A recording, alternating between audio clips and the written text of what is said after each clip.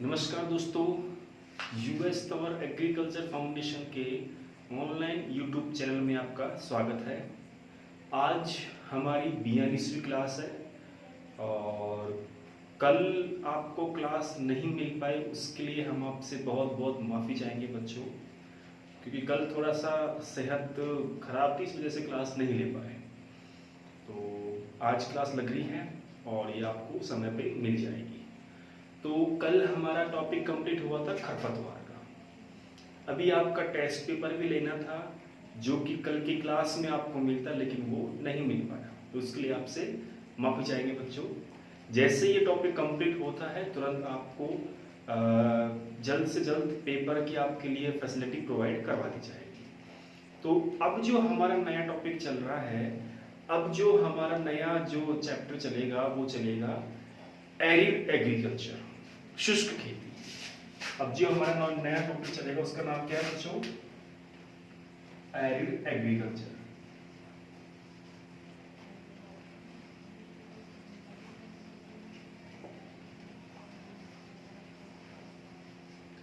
Arid agriculture या शुष्क खेती।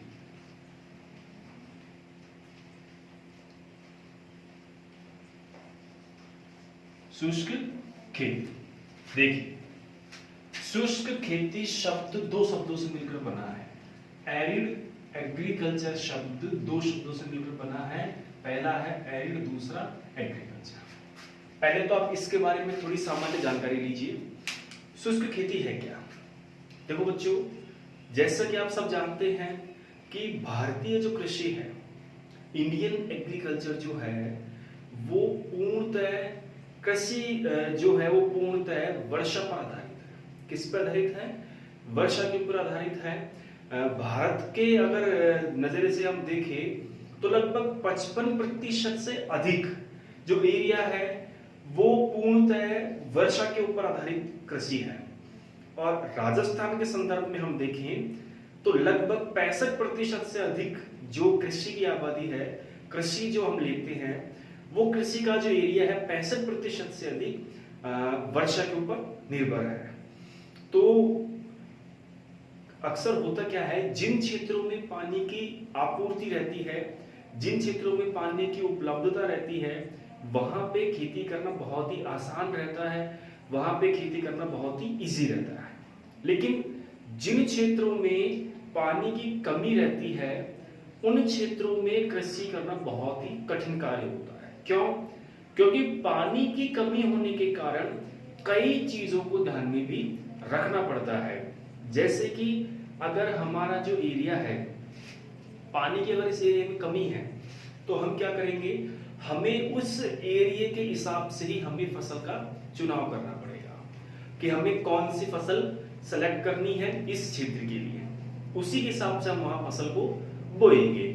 फिर पानी की उपलब्धता के आधार पर ही, इरिगेशन की अवेलेबिलिटी के अकॉर्डिंग ही हम लोग नंबर ऑफ इरिगेशंस को सेलेक्ट करते हैं, अर्थात हमें कितनी सिंचाई करनी है इसकी भी हम योजना तैयार करते हैं।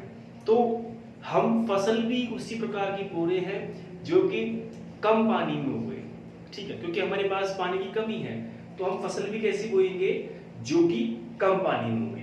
अब शुष्क क्षेत्रों में फसल बोते समय एक बात का विशेष ध्यान रखा जाता है, चूंकि शुष्क क्षेत्रों में आप भी जानते हैं कि पानी की कमी रहती है और पानी की कमी होने के कारण खेत से बीज अंकुरण जो होता है वो प्रॉपर नहीं हो पाता।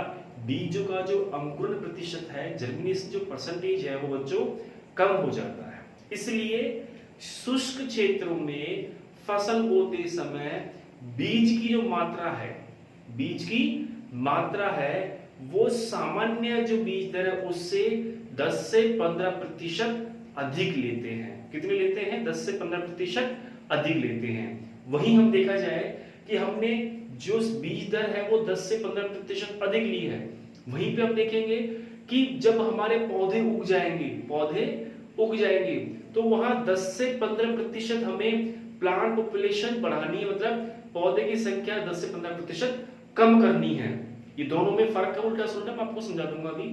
दूसरी बात, खरपतवार जो हम बीज खाद हमने सीड हमने यूज में ले लिया। सीड के बाद हम काम में लेंगे फर्टिलाइजर। क्या काम में लेंगे? फर्टिलाइजर। अब फर्टिलाइजर की जो क्वांटिटी होती है, उसकी जो मात्रा होती है, वो भी हम सामान्य क्षेत्र की तुलना में आधी काम में लेंगे। कितने काम में लेंगे? आधी काम में लेंगे। ये बेसिक कुछ क्वेश्चंस हैं जिनको आप समझ लोगे तो आपको इसमें सुविधा होगी, आप इसमें गलती बिल्कुल भी नहीं करोगे। दूसरी बात, सिंचाई क्षेत्र को ध्यान में रख के ही हम लोग हमारी एग्रीकल्चर जो एक्टिविटीज होती है, इंटरकल्चर ऑपरेशंस जिसको बोलते हैं, अंतर शस्य क्रियाएं, उनको हम लागू करते हैं, उन्हीं के आधार पर हम कार्य करते हैं। तो चलिए थोड़ा बहुत हम एग्रीकल्चर के बारे में समझते हैं। और हम इस टॉपिक को इसलिए पढ़ रहे हैं क्योंकि राजस्थान का जो एरिया है पूरा शुष्क क्षेत्र में आता है, लगभग शुष्क क्षेत्र में आता है। 61.11% जो एरिया है वो शुष्क एरिया में आता है, इसलिए राजस्थान की जलवायु शुष्क है। तो ये जो शुष्क खेती है, ये जो एरिड एग्रीकल्चर है, ये राजस्थान के संदर्भ में, राजस्थान के हिसाब से बहुत ही अच्छा टॉपिक है, बहुत ही बेस्ट चैप्टर है। तो चलिए इसके बारे में चर्चा करते हैं हम। Arid agriculture. बच्चों, एरिड एग्रीकल्चर दो शब्दों से मिलकर बना है। कौन कौन से शब्द? पहला है एरिड, दूसरा है एग्रीकल्चर। पहला एरिड, दूसरा एग्रीकल्चर। एरिड यानी शुष्क, एरिड यानी शुष्क, और एग्रीकल्चर यानी कृषि या खेती। आगे समझ में? एग्रीकल्चर यानी कृषि या खेती। अब देखो इसकी परिभाषा कैसे बनी। परिभाषा देखो, इसकी परिभाषा कैसे बनेगी, देखिए। शुष्क क्षेत्रों में खेती करना, सिंपल लैंग्वेज में देखो, शुष्क क्षेत्रों में खेती करना क्या कहलाता है? शुष्क खेती कहलाता है। आगे समझ में? शुष्क क्षेत्रों में खेती करना क्या कहलाता है? शुष्क खेती कहलाता है। बिल्कुल सिंपल परिभाषा है, इसमें कोई हेरफेर नहीं है। मतलब एरिड एरियाज में जहां पानी की कमी होती है, वहां पर खेती करना, एग्रीकल्चर करना क्या कहलाएगा? शुष्क खेती कहलाएगा, शुष्क कृषि कहलाएगा। ठीक है, तो अब इसमें कुछ पॉइंट्स और हैं, उनके बारे में आप ध्यान दीजिए। कौन कौन से पॉइंट है? पहला जो पॉइंट है वो ये है कि शुष्क क्षेत्रों में जो बीज दर होती है, क्या होती है बच्चों? शुष्क क्षेत्रों में जो बीज दर होती है, यानी सीड रेट जो होती है, वो सीड रेट सामान्य बीज दर से कितनी रखी जाती है? 10 से 15% अधिक। बीज दर सामान्य से 10 से 15% क्या रखी जाती है? अधिक रखी जाती है। क्यों रखते हैं बच्चों? क्योंकि शुष्क क्षेत्र में अंकुरण प्रतिशत कम होता है, पौधे अंकुरित कम होते हैं। इसलिए पौधे अंकुरित कम होंगे तो हमें बीज दर कितनी लेनी पड़ेगी? 10 से 15% अधिक लेनी पड़ेगी। जैसा कि मान लीजिए हम गेहूं का एग्जांपल लेके चलते हैं कि गेहूं की सीड रेट कितनी है बच्चों? गेहूं की सीड रेट 100 केजी। कितनी है? 100 केजी प्रति हेक्टर। ठीक है, किसकी सीड रेट है? गेहूं की। लेकिन गेहूं को अगर हम शुष्क खेती के रूप में काम में लेंगे या गेहूं की फसल हम शुष्क क्षेत्र में उगाएंगे तो इसकी बीज दर कितनी हो जाएगी बच्चों? इसकी बीज दर हो जाएगी 110 से 115 केजी प्रति हेक्टर। आगे समझ में? 110 से 115 केजी प्रति हेक्टर किस में? शुष्क क्षेत्रों में। अगर हम सामान्य स्थिति में बोएंगे तो वहां पे 100 केजी प्रति हेक्टर गेहूं की बीज दर होती है। लेकिन जैसे ही हम शुष्क क्षेत्रों में अगर गेहूं की बुआई करेंगे तो वहां पे 100 से 10 से 15% हम बढ़ाएंगे 100 में, तो 110 से 115 केजी प्रति हेक्टर हमें बीज की जरूरत पड़ेगी, बीज की आवश्यकता होगी। ठीक है। दूसरा है कि हम शुष्क क्षेत्र किसे कहेंगे? हमारे सामने एक पॉइंट आता है कि सर शुष्क क्षेत्र कहे किससे? शुष्क खेती किसे कहेंगे कि इस क्षेत्र को शुष्क कह सकते हैं हम? तो उसके लिए एक सामान्य सा बिल्कुल सिंपल सा फंडा है कि जहां वार्षिक वर्षा 100 जो वार्षिक वर्षा है, जहां की एनुअल रेनफॉल जो है, कौन सी रेनफॉल, एनुअल रेनफॉल या वार्षिक वर्षा, जहां की वार्षिक वर्षा जो कि 100 सेंटीमीटर से क्या हो, कम हो। क्या हो बच्चों, 100 सेंटीमीटर से कम हो, उसे हम क्या कहेंगे, उसे हम हमेशा शुष्क खेती के अंतर्गत ही समझेंगे, शुष्क खेती के रूप में उसको हम पढ़ेंगे। यानी जहां की जो वार्षिक वर्षा है, जो एनुअल जो रेनफॉल है, वो एनुअल रेनफॉल कितनी है, जहां 100 सेंटीमीटर से कम, 100 सेंटीमीटर से कम। तो 100 सेंटीमीटर से अगर अधिक है, 100 सेंटीमीटर से अधिक है, तो वहां हम शुष्क खेती नहीं कह सकते, वहां हम शुष्क खेती काम में लगभग नहीं ले सकते। तो बिल्कुल सीधा सा फंडा है कि शुष्क खेती कहाँ की जाती है, शुष्क खेती कहाँ करते हैं, जहां जो वार्षिक वर्षा है 100 सेंटीमीटर से कम हो, है ना। तो शुष्क खेती यानी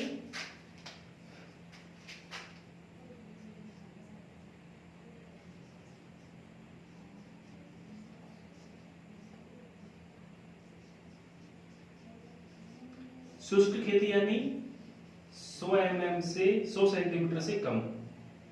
शुष्क खेती बराबर 100 सेंटीमीटर से कम वार्षिक वर्षा।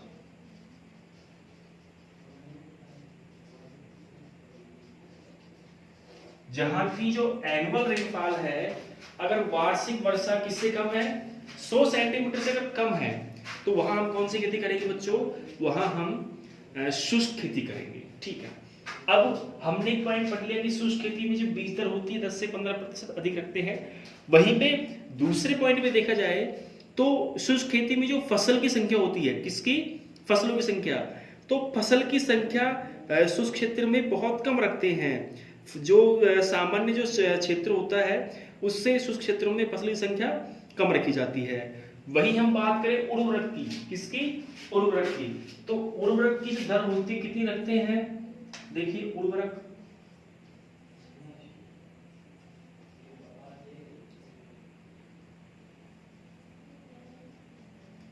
उर्वरक की जो दर होती है वो कितनी रखते हैं, आधी। कितनी रखते हैं बच्चों, वो आधी रखते हैं या हाफ रखते हैं, है ना। कितने रखते हैं, आधी या हाफ, आधी या हाफ रखते हैं। किससे, सिंचित क्षेत्रों से, किससे, सिंचित क्षेत्रों से। आगे समझ में, जैसे किसी सिंचित क्षेत्र में अगर नाइट्रोजन की मात्रा, मतलब अगर सिंचित क्षेत्र है, कौन सा एरिया है, सिंचित, जहां पे सिंचाई की पूर्ण सुविधा है, वहां अगर हम सिंचाई के लिए नाइट्रोजन की मात्रा अगर रिकमेंडेड करेंगे, नाइट्रोजन यूज में लेंगे, तो कितना लेंगे, लगभग 100 केजी किसी फसल में, कितना, 100 केजी। वहीं पे अगर हम शुष्क क्षेत्र में खेती करेंगे, किसमें, शुष्क क्षेत्र में करेंगे, तो शुष्क क्षेत्र में नाइट्रोजन की मात्रा कितनी हो जाएगी, इसकी आधी। कितनी हो जाएगी, इसकी आधी हो जाएगी। आधी क्या हो जाएगी, आधी होकर के 50। कितनी हो जाएगी, 50। तो आगे समझ में, शुष्क क्षेत्रों में उर्वरक की जो मात्रा होती है वो सिंचित क्षेत्रों में जितनी मात्रा हम रखते हैं उससे आधी ही रखी जाती है, उससे कम रखी जाती है। इसका भी आप विशेष ध्यान रखना आपको है। ठीक है, नेक्स्ट, चूंकि आप ये सामान्यतः इसको आप सभी पूरे बड़े परिभाषा में समझ रहे हैं, अब इसको हम राजस्थान के संदर्भ में समझते हैं कि राजस्थान के अगर एरिया में हम शुष्क खेती को देखें तो शुष्क खेती क्या भूमिका रखती है राजस्थान की, है ना। तो देखिए राजस्थान में क्या इसका रोल है। आप और हम जानते हैं कि राजस्थान का भारत में कितना हिस्सा है, राजस्थान का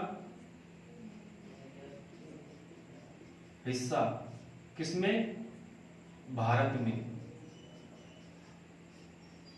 राजस्थान का हिस्सा भारत में कितना है? 10.4%। किसमें? क्षेत्रफल में। किसमें बच्चों? क्षेत्रफल में। अर्थात भारत के क्षेत्रफल में राजस्थान का क्षेत्रफल है वो 10.4% है। और क्षेत्रफल की दृष्टि से सबसे बड़ा राज्य कौन सा है?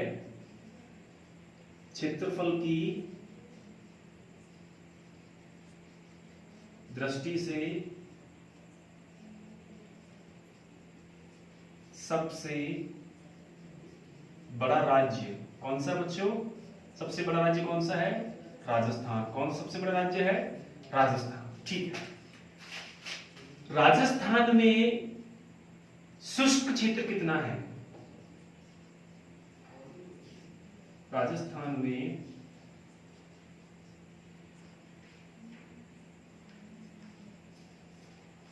शुष्क क्षेत्र कितना है? कितना है बच्चों? 65% से अधिक। 65% से अधिक। आ गया समझ में? कितना है राजस्थान का शुष्क क्षेत्र? राजस्थान का जो कुल क्षेत्रफल है जिसमें शुष्क क्षेत्र में कितना है? 65% से अधिक। कि 65% से ऊपर एरिया किसमें आता है? शुष्क क्षेत्रों में आता है। किसमें आता है? शुष्क क्षेत्रों में आता है। इसीलिए राजस्थान की वार्षिक वर्षा, राजस्थान की वार्षिक वर्षा कितनी है? सेंटीमीटर या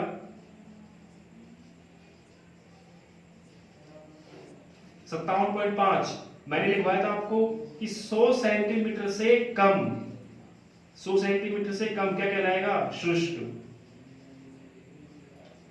100 सेंटीमीटर से कम क्या क्या कहलाएगा? शुष्क या फिर एरिड।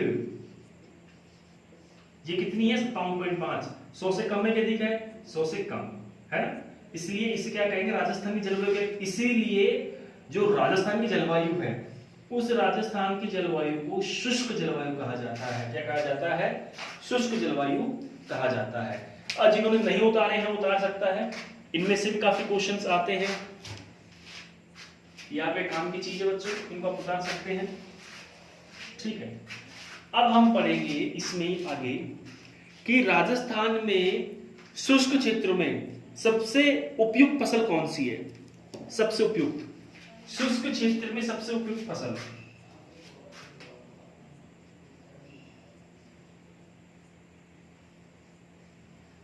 शुष्क क्षेत्र में सबसे उपयुक्त फसल, सबसे उपयुक्त फसल कौन सी बच्चों? लगाइए दिमाग। ग्वार। कौन सी है? ग्वार व बाजरा। कौन कौन फसलें हैं? ग्वार व बाजरा। लेकिन ग्वार इसी सबसे पहले आएगी। हालांकि सबसे ज्यादा बायब जो बोते हैं उसको क्या, किसको बोलते हैं? बाजरे को बोते हैं। शुष्क क्षेत्रों में सबसे ज्यादा फसल कौन सी बोई जाती है? बाजरे की। लेकिन सबसे बेस्ट फसल, सबसे उपयुक्त फसल, सबसे बेस्ट फसल कौन सी है? ग्वार की। किसकी है? ग्वार की। तो शुष्क क्षेत्रों में आपसे पूछा जाए सबसे बेस्ट फसल कौन सी बोल सकते हैं? ग्वार की। और शुष्क क्षेत्रों में सबसे ज्यादा उत्पादन होता है शुष्क क्षेत्रों में, इसको आप लिख लो बच्चों। मैं हमेशा कंफ्यूज रहोगे यार।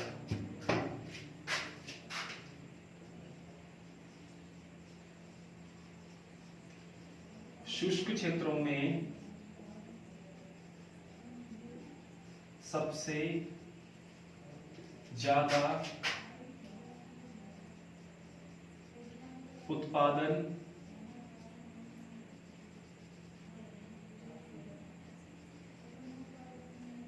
किस खाद्यान्न का होता है?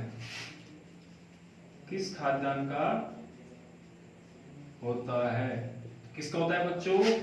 बाजरे का। किसका होता है? बाजरे का। क्लियर? वही पूछा जाए कि शुष्क क्षेत्रों में सबसे ज्यादा क्षेत्रफल, शुष्क क्षेत्रों में सबसे ज्यादा क्षेत्रफल किस फसल के अंतर्गत आता है? तो फसल में भी क्या आएगा, बाजरा।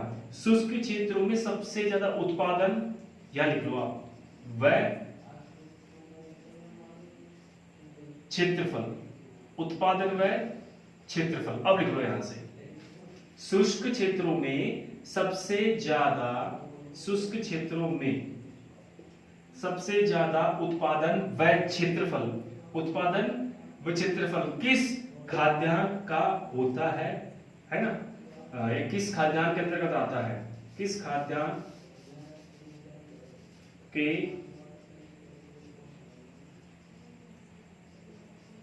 अंतर्गत आता है, किसके लिए आएगा, बाजरा के अंतर्गत, बाजरा के अंतर्गत आता है। आगे समझ में कि सबसे ज्यादा शुष्क क्षेत्रों में कौन सी फसल बोई जाती है और कौन सी फसल का उत्पादन होता है, तो दोनों में क्या आएगा, बाजरा। लेकिन सबसे बेस्ट फसल अगर पूछी जाए तो बाजरा के साथ साथ ग्वार भी आपको ध्यान में रखनी है कि ग्वार जो है इसको भी शुष्क क्षेत्रों में बोते हैं। बच्चों शुष्क क्षेत्र जो है इसके लिए विशेष प्रकार की किस्में भी हैं जिनको शुष्क क्षेत्रों में ही बोया जाता है। वहीं हम देखें तो भारत के संदर्भ में हम देखें, भारत के संदर्भ में देखें तो कुल अनाज जो कुल उत्पादन होता है, कुल कृषि उत्पादन का, आप इसको लिख लो ऐसे कैसे, कुल कृषि उत्पादन का शुष्क क्षेत्रों से प्राप्त होता है।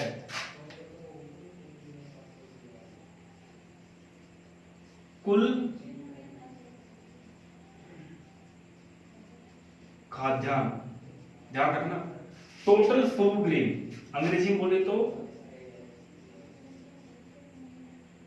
टोटल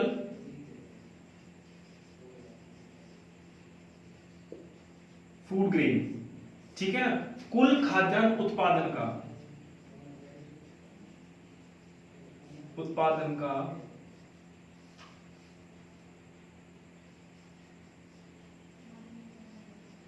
शुष्क क्षेत्रों से प्राप्त होता है, शुष्क क्षेत्रों से प्राप्त होता है। तो बताइए बच्चों, कुल खाद्यान्न उत्पादन यानी टोटल फूड ग्रेन जो होता है उत्पादन, उसका कितना प्रतिशत, उसका कितना परसेंट जो उत्पादन है वो शुष्क क्षेत्रों से प्राप्त होता है, एरिड एरिया से प्राप्त होता है। तो उसका राइट जो आंसर आएगा वो आंसर क्या आएगा इसका, इसका जो राइट आंसर है वो है 44%। कितना है, अगर रेंज पूछे तो रेंज आपके आएगा 43 से 44%, लेकिन सिंगल में पूछे तो 44%। यानी कुल जो खाद्यान्न उत्पादन होता है, जैसे अभी खाद्यान्न उत्पादन लास्ट टाइम कितना था, 281 मिलियन टन, है ना, उसका 44% उत्पादन किससे हुआ था, शुष्क क्षेत्रों से। और हर साल जो कुल खाद्यान्न उत्पादन होता है उसका शुष्क क्षेत्रों से कितना आता है, शुष्क क्षेत्रों से उसमें 44% आता है। कितना आता है, 44%।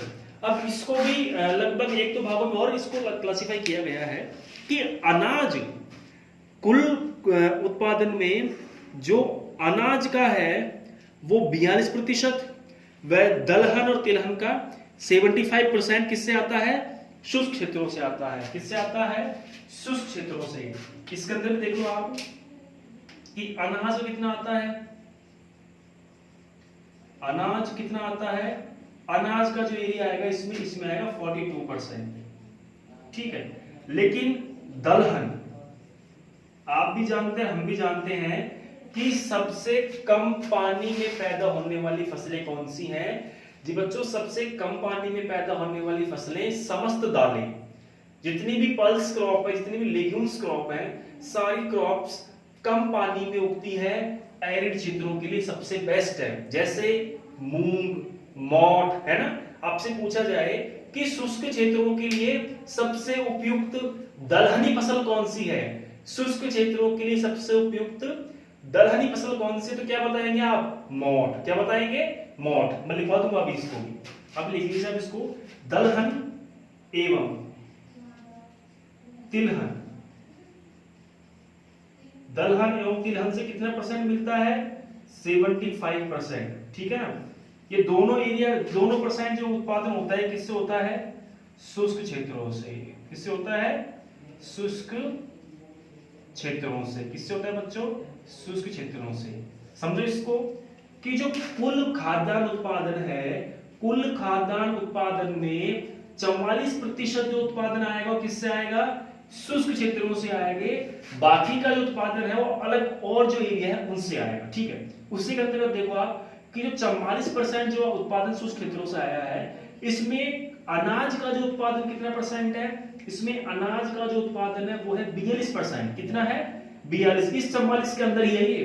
44% के अंदर ही अगर हम पूछे सब इस 44% में कितना परसेंट अनाज है, तो इसमें 42% जो आएगा अनाज वो किससे आएगा? शुष्क क्षेत्रों से। किससे? शुष्क क्षेत्रों से 42% अनाज आएगा। और दलहन एवं तिलहन जो आएगा वो उसका 75%। कितना? 75% दलहन और तिलहन का कहां से प्राप्त होता है बच्चों? वो होता है शुष्क क्षेत्रों से प्राप्त। किससे होता है?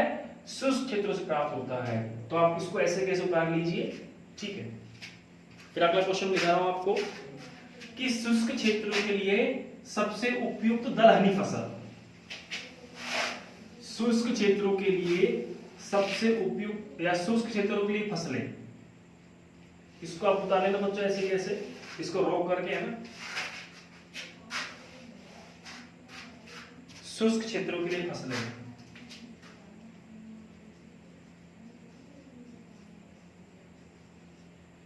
शुष्क क्षेत्र के लिए फसलें। तो बच्चों शुष्क क्षेत्रों के लिए फसलें कौन कौन सी आएंगी? शुष्क क्षेत्रों के लिए आप भी जानते हैं कौन कौन सी है। सबसे पहले तो ग्वार, जो बड़ी उसी का नाम लिखे पहले, उसके बाद बाजरा, उसके बाद मोठ, उसके बाद मूंग, उसके बाद चना, उसके बाद उड़द, उसके बाद तिल, उसके बाद सरसों, उसके बाद ग्वार। ठीक है। तो ये मुख्यतः शुष्क क्षेत्रों में बोए जाते हैं। अब अगला प्रश्न निकल करके आता है कि शुष्क क्षेत्रों के लिए सबसे उपयुक्त दलहनी फसल। अगला क्वेश्चन है वो ये है,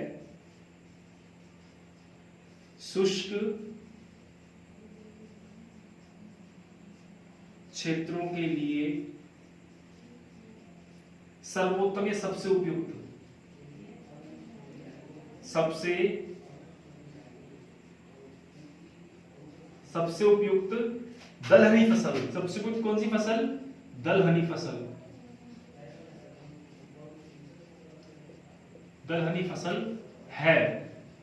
तो बच्चों शुष्क क्षेत्रों के लिए सबसे उपयुक्त, सबसे बेस्ट फसल कौन सी है दलहनी फसलों में? मोठ। कौन सी है? मोठ। आगे समझ गए? शुष्क क्षेत्रों के लिए सबसे उपयुक्त दलहनी फसल कौन सी फसल? Pulse crop.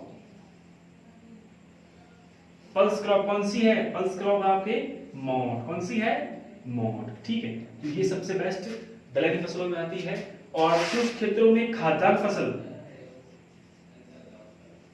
शुष्क क्षेत्रों के लिए सबसे उपयुक्त खाद्यान्न फसल, सबसे उपयुक्त खाद्यान्न फसल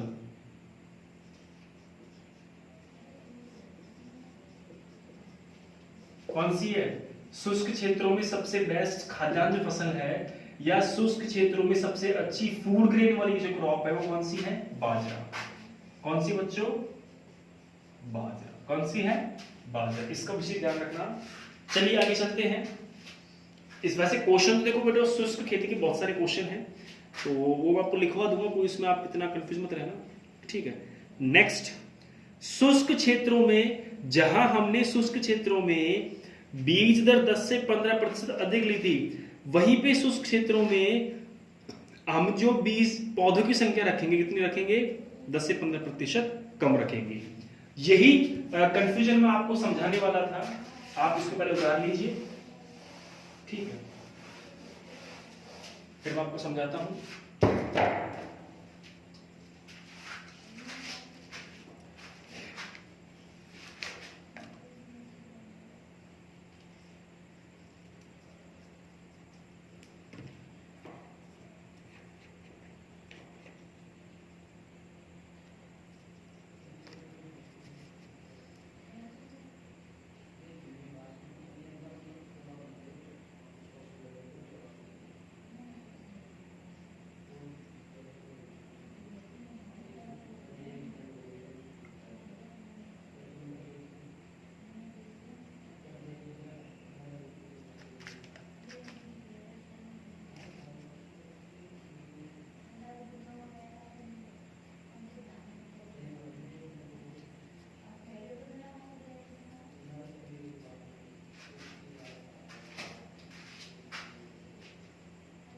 तो बच्चों अब हम आगे इसमें लिखते हैं, आप लिखते जाना बच्चों, ठीक है। तब तक आपने उतारा, तब तक मैंने इसको रिफिल भी कर लिया है, इसकी इंक को। थोड़ी इसमें कम हो गई थी इसलिए आपको दिख नहीं रहा होगा शायद बोर्ड पे प्रॉपरली। तो चलिए अब इसमें आगे लिखो आप। एक जो कंफ्यूजन वाला पॉइंट था उसका भी देख लेते हैं हम, जिसमें आप कंफ्यूज हो रहे हैं उस पॉइंट पे एक बार देख लेते हैं कि उसमें क्या कंफ्यूजन है।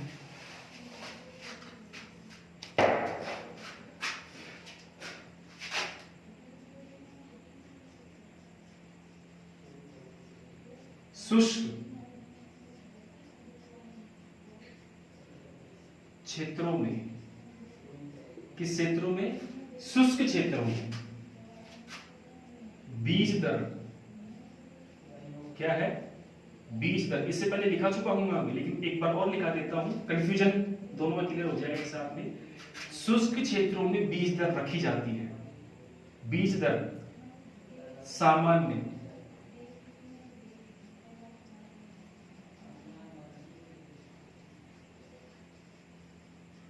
बीज दर की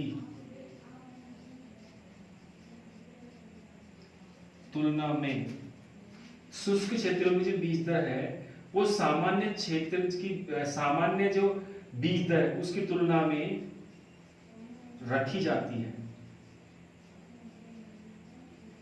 सामान्य की तुलना में रखी जाती है। कितनी रखी जाती है बच्चों? सामान्य की तुलना में रखी जाती है 10 से 15% कम। सॉरी, बीज दर है क्या? बीज दर आई है अधिक, 10 से 15% अधिक। 10 से 15% क्या रखेंगे? अधिक रखेंगे, ठीक है।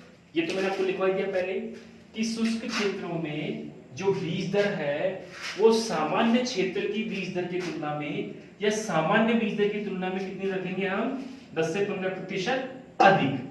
अब इसका दूसरा पहलू,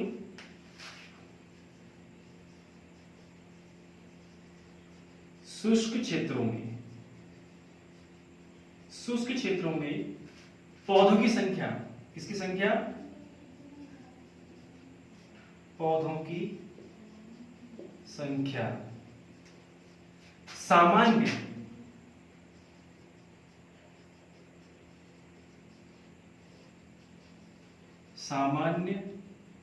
क्षेत्रों की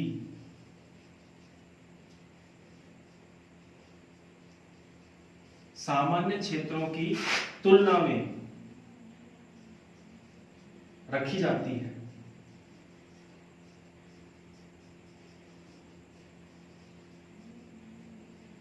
ये प्रश्न हमारे सामने दूसरा बन के आया है कि शुष्क क्षेत्रों में पौधों की संख्या सामान्य क्षेत्रों की तुलना में रखी जाती है। सामान्य क्षेत्र में जो पौधे होते हैं उनकी तुलना में शुष्क क्षेत्रों में पौधे की संख्या कितनी रखेंगे? इसका जस्ट उल्टा, 10 से 15% कम। आ गया समझ में? 10 से 15% कम, यानी शुष्क क्षेत्रों में प्लांट पॉपुलेशन 10 से 15% कम रखते हैं और शुष्क क्षेत्रों में सीड रेट 10 से 15% अधिक रखते हैं। आप इसको अब इसको शॉर्ट में लिख लो। आप देखो, ये तो आपने लिख ही लिया पूरा पूरा, है ना। अब इसको शॉर्ट में अगर लिखूंगा मैं तो कैसे लिखूंगा? शॉर्ट में देखो, कुछ नहीं करना, शुष्क क्षेत्रों में बीज दर, हटाओ इसको, शुष्क क्षेत्रों में बीज दर रखी जाती है, बताओ कितनी रखी जाएगी? 10 से 15% अधिक। वहीं शुष्क क्षेत्रों में पौधे की संख्या रखी जाती है, कितनी रखी जाती है? 10 से 15% कम। आगे समझ में? मतलब शुष्क क्षेत्रों की सीड रेट है, सीड रेट रखी जाएगी मोर, मतलब अधिक, कितनी? 10 से 15%। और यहां पौधों की जो संख्या है वो रखी जाएगी, प्लांट पॉपुलेशन रखी जाएगा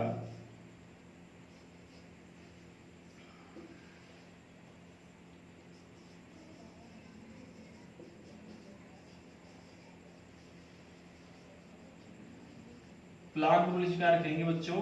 प्लांट पॉपुलेशन रखेंगे कम। क्या रखेंगे? कम रखेंगे। पौधे की संख्या क्या रखेंगे? कम रखेंगे, कितनी? 10 से 15% कम। और यहां 10 से 15% अधिक क्या रखेंगे? बीज दर रखेंगे।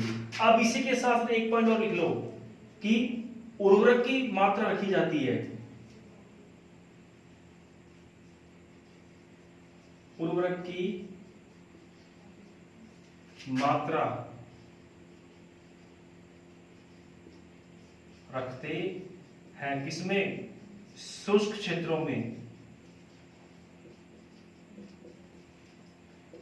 कितने रखेंगे?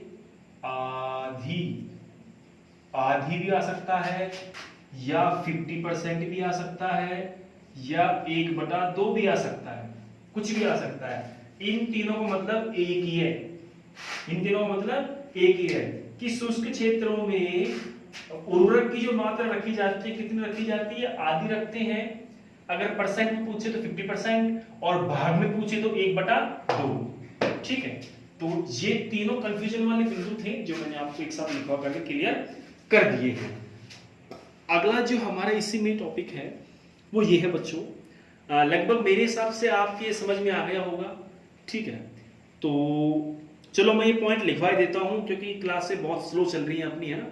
तो लिख लीजिए आप इसमें एक दो पॉइंट इसमें और लिख लीजिए आप कि शुष्क क्षेत्र जो होते हैं उसमें कौन कौन से पोषक तत्वों की कमी पाई जाती है, मुख्यतः कौन कौन से न्यूट्रिएंट्स जो रहते हैं वो कम पाए जाते हैं।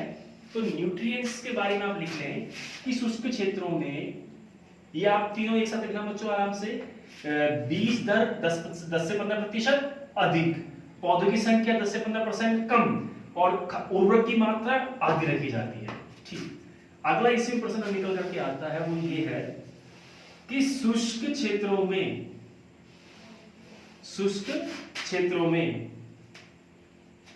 पोषक तत्वों की कमी पाई जाती है। शुष्क क्षेत्रों में मुख्यतः, स्पेशली या मुख्यतः शुष्क क्षेत्रों में मुख्यतः पोषक तत्वों की कमी पाई जाती है। मेनली कौन से पोषक तत्व नहीं पाए जाते? पोषक तत्वों की कमी पाई जाती है। तो बच्चों शुष्क क्षेत्रों में कौन से पोषक तत्व की कमी पाई जाएगी? सबसे पहला नाइट्रोजन, नाइट्रोजन किससे लिखते हैं? नाइट्रोजन को N से लिखते हैं। उसके बाद P2O यानी फास्फोरस,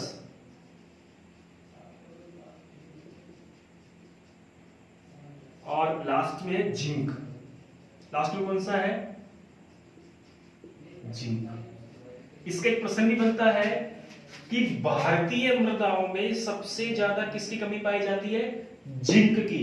कितने प्रतिशत? 47% जिंक की कमी पाई जाती है। 47% मृदाओं में भारत में 47% जो सॉइल है उसमें सबसे ज्यादा किस तत्व की कमी है? जिंक की कमी है। किसकी कमी है? जिंक की कमी है। दूसरा प्रश्न करके ये आता है कि भारतीय मृदाओं में सबसे ज्यादा कौन सा उर्वरक उपयोग में लिया जाता है? तो भारतीय मृदाओं में सबसे ज्यादा लिया जाता है नाइट्रोजन जनित उर्वरक, जिसका नाम है यूरिया। क्या नाम है इसका? यूरिया। तो ये सारे जो क्वेश्चन मैं आपको बता रहा हूं ये क्वेश्चन चलेंगे प्लांट न्यूट्रिएंट्स में, पौधे के जो पोषक तत्व है उनमें चलेंगे, तो इसमें आपको मैं लिखवा दूंगा। अभी तो आप ये ध्यान में रखो कि शुष्क क्षेत्रों में मुख्यतः कौन कौन से न्यूट्रिएंट्स नहीं पाए जाते, उनकी कमी पाई जाती है। तो पहला नाइट्रोजन, दूसरा फास्फोरस, तीसरा जिंक। आपको इनके सिंबल, जो ये नाम है, सिंबल भी आपको याद होनी चाहिए, इनका मतलब भी आपको पता होना चाहिए। केमिस्ट्री आप पढ़ रहे हो, केमिस्ट्री में आपको कम से कम 1 से और 30 तक परमाणु क्रमांक 1 से परमाणु क्रमांक 1 से 30 तक तत्वों का नाम, परमाणु क्रमांक, तत्वों का प्रतीक, प्रतीक चिन्ह। जैसे नाइट्रोजन का प्रतीक क्या है, N2 है ना, वैसे प्रतीक चिन्ह परमाणु भार। ठीक, ये आप अगर याद कर लेते हैं तो ये समझ लीजिए कि आपको बहुत ज्यादा हेल्प होगी ऑर्गेनिक केमिस्ट्री में। किसमें,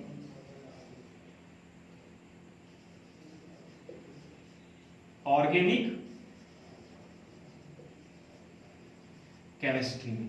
कार्बनिक जो रसायन है उसमें आपको बहुत ज्यादा हेल्प होने वाली है, और तभी आपको पता चलेगा कि H2O जल क्यों कहलाता है, H2O जल कैसे बनता है। इस H में H2 का मतलब क्या है, H2 का मतलब क्या है, अगर यहाँ पे H2 लगा हुआ है तो यहाँ पे H2 के साथ साथ O2 क्यों नहीं है, H के साथ O2 क्यों नहीं है।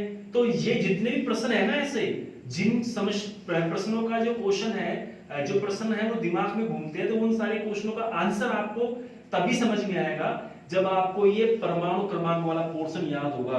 और ये आपको कहां मिलेगा, ये मिलेगा आपको आवर्त सारणी में। कहां मिलेगा बच्चों, आवर्त सारणी में। पीरियोडिक टेबल होती है, कौन सी, पीरियोडिक टेबल। उसको पीरियोडिक टेबल को 4 भागों में विभाजित किया गया है। किसमें भागों में किया गया है, 4 भागों में। कौन कौन सा, पहला S, दूसरा P, तीसरा D और चौथा F ब्लॉक। पीरियोडिक टेबल को या आवर्त सारणी को कितने भागों में विभाजित किया गया है बच्चों, 4 भागों में, S, P, D और F ब्लॉक में। ठीक है, S block, P block, S block,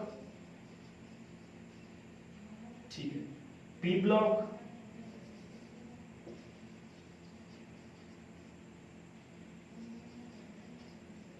D block, F block. ठीक है, तो इन सारे ब्लॉकों में भी परमाणु तत्वों की संख्या अलग अलग होती है।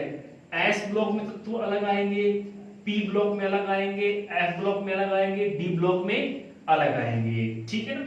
देखो, मैं करूंगा कोशिश एक क्लास में आपको मैं आवर्त सारणी समझा दूं। एक जो क्लास लगेगी उसमें मैं प्रयास करूंगा 1-2 दिनों में जल्द से जल्द एक्स्ट्रा में आपको मैं आवर्त सारणी का छोटा सा मॉडल आपको सिंपल भाषा में समझा दूंगा, जिससे आपको बहुत हेल्प मिलेगी केमिस्ट्री में। तो ये पीरियोडिक टेबल अगर आपने याद कर ली ना, तो ये समझ लो आपने ऑर्गेनिक केमिस्ट्री का 50% सॉल्यूशन कर लिया। कितना परसेंट, 50% सॉल्यूशन कर लिया आपने ऑर्गेनिक केमिस्ट्री का। और ऑर्गेनिक केमिस्ट्री से जो क्वेश्चन आएंगे उनकी संख्या है बच्चों 15।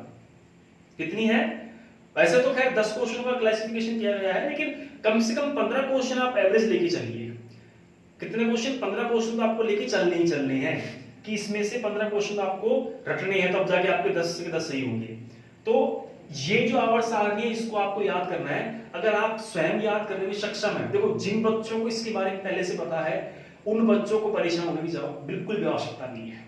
जिनको पता नहीं है तो वो कृपया 11th की बुक देखें। आपके 11th की केमिस्ट्री की बुक में आपको आवर्त सारणी जरूर मिलेगी, आवर्त सारणी आपको जरूर मिलेगी। परमाणु क्रमांक, परमाणु भार, प्रतीक चिन्ह, ये तत्व है, ये तत्व आपको जरूर से जरूर मिलेंगे। अगर फिर भी नहीं मिलते हैं तो नेट पे, गूगल पे आप सर्च करना आवर्त सारणी, वहां आपको पूरी बनी की बनी आ जाएगी और तत्वों के नाम आपको आ जाएंगे, तो वो आप उनको याद कर लेना। अगर नहीं होगा तो मैं कह दूंगा एक बार केमिस्ट्री वाले सर से कि सर एक क्लास आप आवर्त सारणी की दो, एक क्लास आवर्त सारणी के लगाओ, ताकि बच्चों को आवर्त सारणी के बारे में पता चले। क्योंकि जिन बच्चों ने एग्रीकल्चर केमिस्ट्री पढ़ी है उनको तो प्योर केमिस्ट्री का कुछ पता ही नहीं है, वो ऑर्गेनिक केमिस्ट्री और इनऑर्गेनिक केमिस्ट्री में जीरो है, उनको ऑर्गेनिक और इनऑर्गेनिक आती नहीं है क्योंकि पढ़ी ही नहीं बच्चों ने।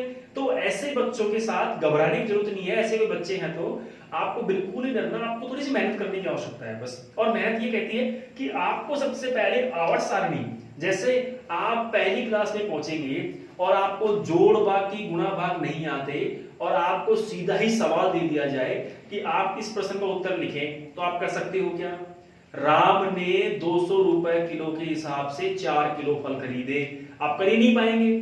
क्यों नहीं कर पाएंगे ऐसा सॉल्यूशन, ऐसा जो है क्वेश्चन को हल? क्योंकि आपको जोड़ भाग गुणा भाग ही नहीं आता।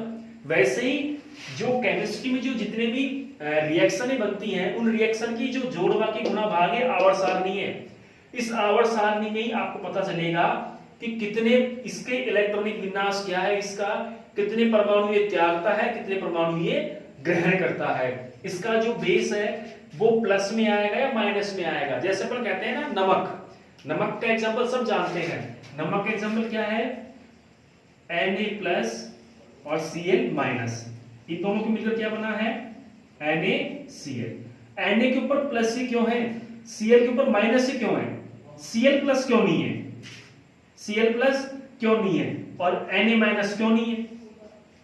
ये जो प्रश्न है, इन प्रश्नों के जब आपने आंसर ढूंढ लिए तो समझ लेना कि आपके आवर्त सारणी समझ में आ गई। कि प्रश्न क्या है कि Na पे प्लस का चिन्ह क्यों है और Cl पे माइनस का चिन्ह क्यों है। ऐसे अगर आप दिमाग में प्रश्न लेके आओगे तब जाके आपके प्रश्न समझ में बैठेंगे।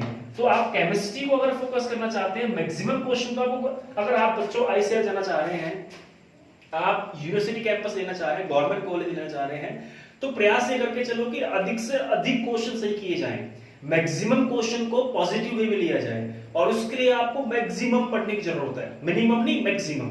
तो आपका प्रयास ये रहना चाहिए, अगर कोई टॉपिक आपको मिले तो आपका प्रयास ये होना चाहिए कि अगर उस टॉपिक में से एक भी क्वेश्चन अगर आपका सही हो रहा है तो उसको बिल्कुल घोट के पी जाओ, चाहे दिन रात ही करनी पड़े, क्योंकि आपका एक क्वेश्चन यानी 4 नंबर सही हो रहे हैं। 4 नंबर का मतलब है 1000 बच्चों से या तो ऊपर और 1000 बच्चों के नीचे। अगर 4 नंबर आपके आ गए तो मतलब आपने 1000 बच्चों को मात दे दी, और अगर 4 नंबर गलत हो गए तो आप 1000 बच्चों के नीचे आ जाएंगे। तो देख लीजिए आपकी एक एक क्वेश्चन की वैल्यू क्या है। ठीक है, तो ये आप आवर्त सारणी याद करेंगे तो आपको इसमें काफी हेल्प मिलेगी। ठीक है, तो Na2P2O ये मैंने क्यों लिखा है आपके समझ में आ जाएगा। ठीक है, केमिस्ट्री में अगर आवर्त सारणी अगर समझ में नहीं आ रही तो आप मेरे से डिस्कस कर सकते हैं, इसका भी सॉल्यूशन मेरे पास में है। किसी भी सब्जेक्ट में कोई भी प्रॉब्लम हो तो बच्चों आप मेरे से डिस्कस कर सकते हैं, आपको सॉल्यूशन पूरा मिलेगा। लेकिन बच्चों ये मत कहना एग्जाम टाइम पे, एग्जाम लगने के बाद कि सर आपने हमारे समझ में ये नहीं आया, हमारे समझ में केमिस्ट्री नहीं आई सर, ये बात मत कहना आप।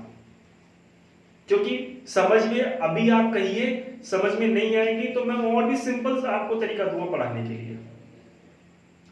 मैं मेहनत कर रहा हूं, अगर आपके समझ में नहीं आ रही तो फिर मेरा मेहनत करने का फायदा क्या हुआ। ठीक है ना, तो आपके समझ में नहीं आई आप कहिए, हम और सिंपल तरीके से आपको पढ़ाने का प्रयास करेंगे। तो हम चल रहे थे इस टॉपिक पे कि शुष्क जो क्षेत्र हैं उनमें मुख्यतः कौन से एलिमेंट्स की कमी पाई जाती है, डेफिशिएंसी पाई जाती है। तो वो है नाइट्रोजन, फास्फोरस और जिंक। जिंक के लिए मैंने आपको एग्जांपल दिया था कि भारतीय मृदाओं में सबसे ज्यादा कमी कौन से तत्व की पाई जाती है? जिंक की। और कितना परसेंट पाई जाती है? 47%। आप इसको लिख लेना, भारतीय मृदाओं में सबसे ज्यादा किस तत्व की कमी पाई जाती है। लिख लीजिए आप, दोबारा मैं रिपीट कर रहा हूं, भारतीय मृदाओं में सबसे ज्यादा किस पोषक तत्व की कमी पाई जाती है? जिंक की। किसकी? जिंक की। ये तत्व देख लीजिए आप, इसकी कमी पाई जाती है। कितनी पाई जाती है? उसमें आप लिखिए मात्रा में 47%। कि 47% भारतीय मृदाओं में किसकी कमी पाई जाती है? जिंक की कमी पाई जाती है। ठीक है ना। अगला क्वेश्चन और लिख लीजिए इसी के साथ साथ आप कि भारत में सबसे ज्यादा उपयोग में लिया जाने वाला उर्वरक है? भारत में सबसे ज्यादा उपयोग में लिया जाने भारत में सबसे ज्यादा उपयोग में लिया जाने वाला उर्वरक है, कौन सा है? यूरिया। कौन सा उर्वरक है? यूरिया। कौन सा है बच्चों? यूरिया। यूरिया लिख लो, या नाइट्रोजन उर्वरक। नाइट्रोजन जनित उर्वरक हम भारतीय मृदाओं में काम में लेते हैं सबसे ज्यादा, मैक्सिमम यूज इसी का होता है। और भी कई सारे क्वेश्चंस हैं, तो वो मैं आपको लिखवा दूंगा। तो और भी एग्रीकल्चर के और भी कई क्वेश्चन रह गए, क्वेश्चंस शुष्क खेती के, तो वो मैं आपको कल लिखवाऊंगा। आज मैंने कुछ छोटे छोटे आपको पॉइंट्स लिखवाए हैं, तो उन पे आप फोकस करना, थोड़ा सा आपको याद करने का, है ना। बिल्कुल सिंपल है, हम बहुत स्लो पढ़ा रहे हैं आपको, और सिलेबस आराम से पढ़ाएंगे, आराम से सिलेबस होगा। जो लोग अब चालू कर रहे हैं ऑनलाइन क्लासेज, वो 3-3 घंटे पढ़ा रहे हैं, 4-4 घंटे पढ़ा रहे हैं, और बच्चों के समझ में कुछ भी नहीं आ रहा, बस सिलेबस खींचने पे लगे पड़े हैं। अपन ऐसे आदमी नहीं है, अपन समय से पहले जग गए, कछुए की चाल से चल रहे हैं, कछुए की चाल से ही चलेगी। सिलेबस आराम से पूरा होगा, और क्वेश्चन आपके अधिक से अधिक हम सही करवाएंगे। तो बच्चों, आज की क्लास में इतना ही, कल फिर मिलेंगे बचे हुए चैप्टर के साथ। और अगर आपके समझ में केमिस्ट्री नहीं आ रही हो, तो आप कह सकते हैं, आपने अगर आवर्त सारणी को नहीं पढ़ा हो, तो आवर्त सारणी के लिए आप कह सकते हैं। आवर्त सारणी देखो, आपको टीचर से एक कदम आगे चलना है, टीचर से एक कदम आगे चलना है। अब आपको पता है ना कि हम चैप्टर कौन सा पढ़ रहे हैं? शुष्क खेती। अब आप 11th की या 12th की बुक में शुष्क खेती का चैप्टर है, उसको आप पढ़ लीजिए निकाल करके। आपने अगर नहीं पढ़ी हो ना 12th की बुक, तो आप अभी साथ साथ भी पढ़ सकते हैं। आप तुरंत शुष्क खेती वाले चैप्टर को निकालिए, इसको पूरे को पढ़ डालिए, आप पूरे को पढ़ लीजिए। जितना मैंने पढ़ाया है उतना पढ़ लीजिए। मैंने हालांकि कुछ क्वेश्चन लिखवा दिए हैं इंपॉर्टेंट। आपको उस शुष्क खेती में से और भी बहुत सारे क्वेश्चन मिलेंगे आपकी 12th की बुक में, और भी काफी महत्वपूर्ण आपको क्वेश्चंस मिलेंगे। उनको भी आप नोट्स के रूप में लिखिए, उनको भी आप नोट्स के रूप में लिखिए, ताकि आपको हेल्प मिले, आपको शुष्क खेती के बारे में मैक्सिमम जानकारी मिले, ताकि इनसे आने वाले क्वेश्चन आप इजी वे में सही कर सकें, गलत नहीं करें। देखो, प्रश्न तो आप कर दोगे, लेकिन सही करोगे कि गलत, इसकी गारंटी नहीं है। क्वेश्चन आप करके आओगे तो मुझे पता है, खाली कॉपी छोड़ने वाले नहीं हो। जिसने 2800 रुपए का फॉर्म भरा है, वो कॉपी खाली थोड़ी छोड़ देगा। जेट का फॉर्म जिसने 2800 रुपए भी भरा है, जिसने 1400 रुपए भी भरा है, वो कॉपी खाली थोड़ी छोड़ेगा, कॉपी तो भर के आएगा, लेकिन वो सही करेगा कि गलत, ये देखने वाली बात है। तो हमें मैक्सिमम सही करके आने हैं, ठीक। तो आज की क्लास में इतना ही, कल फिर मिलेंगे अगले चैप्टर के साथ। तब तक के लिए धन्यवाद, शुभ दिन। और एग्जाम का हमेशा ध्यान रखिएगा, आपकी जो परीक्षा है वो 2 अगस्त की है, और आईसीआर के फॉर्म की लास्ट डेट 15 मई जो है वो आने वाली है। अभी 2-3 दिन बचे हैं, तो आप जल्द से जल्द, जिन बच्चों ने आईसीआर का फॉर्म नहीं भरा है, प्लीज आपसे फिर रिक्वेस्ट है कि आप आईसीआर के फॉर्म भर देंगे, क्योंकि अब एग्जाम जो फॉर्म भरने की तिथि है वो आगे नहीं बढ़ेगी। अब फॉर्म भरने की तिथि आगे किसी भी सूरत में नहीं बढ़ेगी। तो जिसने भी आईसीआर का फॉर्म नहीं भरा है, कृपया जल्द से जल्द अपना फॉर्म भर देंगे। तो अब क्लास में मैं आपसे आज्ञा चाहूंगा, कल फिर मिलेंगे, तब तक के लिए धन्यवाद, शुभ दिन, थैंक यू।